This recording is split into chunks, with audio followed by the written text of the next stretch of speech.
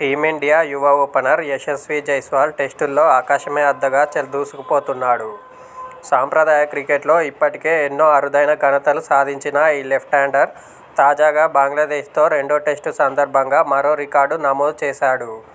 భారత్ తరపున టెస్టుల్లో అత్యంత వేగంగా అర్ధశతకం బాదిన క్రికెటర్ల జాబితాలో చేరాడు.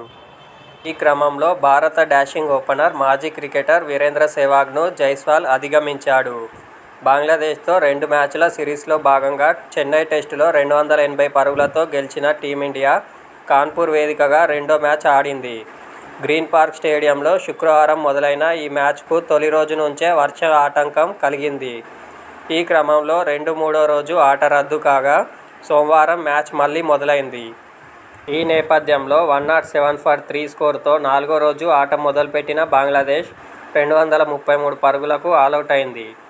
ఈ క్రమంలో బ్యాటింగ్కు దిగిన భారత జట్టు ఆది నుంచే దూకుడు ప్రదర్శించింది. ఓపెనర్ కెప్టెన్ రోహిత్ శర్మ కేవలం 11 బంతుల్లోనే ఒక 4, 3 సిక్సర్ల సాయంతో 23 పరుగులు చేశాడు.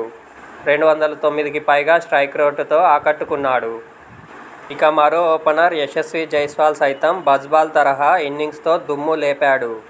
కేవలం 31 బంతుల్లోనే హాఫ్ సెంచరీ మార్క్ అందుకున్నాడు. తద్వారా టీమిండియా తరపున టెస్టుల్లో ఫాస్టెస్ట్ 50 సాధించిన 4వ బ్యాటర్గా నిలిచాడు. మొత్తంగా తొలి ఇన్నింగ్స్లో 51 బంతులు ఎదుర్కొన్న ఈ ముంబై బ్యాటర్ 12 ఫోర్లు, 2 సిక్సర్ల సాయంతో 72 పరుగులు రాబట్టాడు. టీమిండియా తరపున టెస్టుల్లో వేగవంతమైన అర్ధశతకం సాధించింది రిషభ్ పంత్ 28 బంతుల్లో, కపిల్ దేవ్ 30 బంతుల్లో, శార్దుల్ ఠాకూర్ 31 బంతుల్లో, యశస్వీ జైస్వాల్ 31 బంతుల్లో, వీరేంద్ర సెహ్వాగ్ 32 బంతుల్లో.